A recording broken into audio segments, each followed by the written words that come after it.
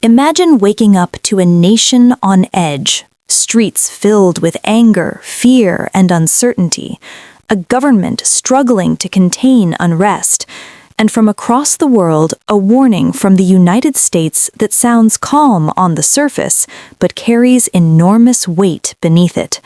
This is not a breaking headline that disappears in a day. This is a slow-burn crisis with consequences that could reshape the Middle East, global energy markets, and the balance of power between major nations. Tonight, we take our time. We watch carefully. This is the silent watch. Iran is a country that has lived under pressure for decades. Pressure from sanctions, pressure from internal divisions, and pressure from a younger generation that has grown increasingly disconnected from those who rule them. To understand what is happening now, we must step back and understand how Iran arrived at this moment. For years, Iran's economy has struggled. Inflation has eaten away at savings. Jobs have disappeared. Basic goods have become harder to afford. Sanctions imposed by the United States and its allies have restricted Iran's ability to trade freely, sell oil openly, and access global financial systems. But economic pain alone does not always lead to mass unrest. What pushes societies toward the breaking point is often the feeling that there is no way forward, no voice, no accountability, no relief in sight. In late December, that pressure surfaced once again. Small protests appeared in multiple cities. At first, the grievances were familiar: rising prices, unpaid wages, corruption, and mismanagement. But as days passed, the tone began to shift. The protests became louder, more direct, less focused on economics and more focused on power. Chants began targeting the political system itself.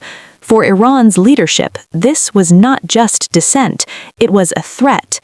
The Iranian government responded the way it often has in moments of instability. Security forces were deployed, crowds were dispersed, internet access was restricted, information was controlled.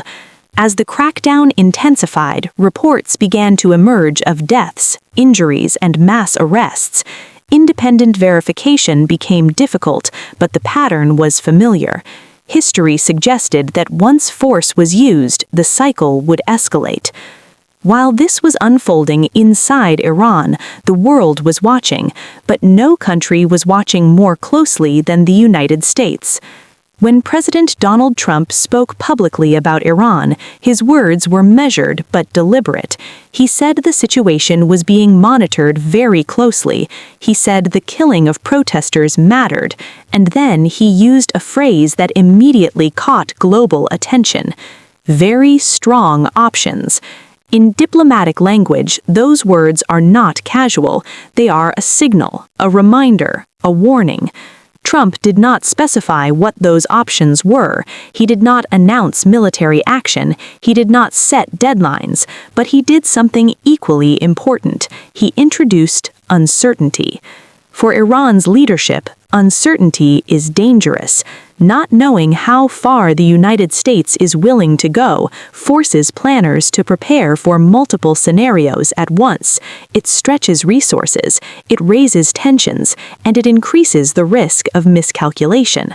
To understand why this warning matters, we need to understand the long and complicated relationship between the United States and Iran. Since the 1979 Iranian Revolution, relations between the two countries have been defined by hostility and distrust. The U.S. severed diplomatic ties. Iran positioned itself as a revolutionary power opposed to American influence. Over the decades, this rivalry played out through proxy conflicts, sanctions, covert operations, and diplomatic standoffs. At times, tensions eased.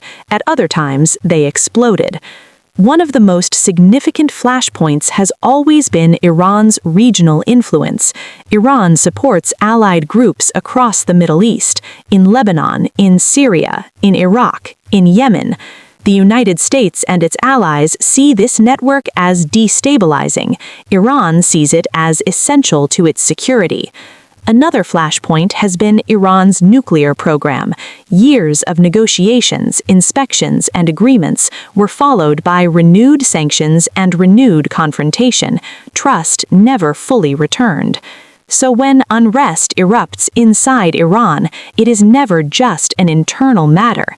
It immediately intersects with decades of unresolved conflict. Trump's warning came at a moment when Iran is already under pressure on multiple fronts, economically strained, politically isolated, and now facing internal dissent that shows no easy path to resolution. The phrase "very strong options" can mean many things. It does not automatically mean war. In fact, modern power is often exercised without a single shot being fired. One option is economic. Sanctions can be tightened, assets can be frozen, trade routes can be restricted further. Another option is diplomatic. Coalitions can be built, international pressure can be coordinated, Iran can be isolated in global forums. There are also technological options, cyber operations, information campaigns, efforts to bypass censorship and restore communication for Iranian citizens. And yes, there are military options, from targeted strikes to deterrent deployments to shows of force designed to send a message rather than start a war. The danger is not always intent, the danger is escalation. History shows that conflicts often begin not because leaders want war, but because signals are misread, actions are misunderstood, lines are crossed unintentionally. For U.S. allies, this situation creates anxiety. European nations often prefer diplomacy and fear regional instability. Middle Eastern allies worry about retaliation. Energy markets react to uncertainty. For Israel, Iran remains a central security concern. Any shift in U.S. posture is closely analyzed. For Russia and China, Iran is a strategic partner and a counterbalance to U.S. influence. They watch for opportunities to expand their own leverage. But amid all this geopolitical maneuvering, there's another story, a quieter one. It is the story of ordinary Iranians, people who are not thinking about global strategy, people who are thinking about food prices, safety, freedom, the future of their children. When outside powers speak about options and red lines, it is these people who live with the consequences, whether change comes from within or pressure comes from without. The question facing the world is not simple. Should foreign powers intervene when governments crack down on their own people, or does intervention make things worse? There are no easy answers, only trade-offs. As the days pass, every statement matters, every movement is watched, every silence is analyzed.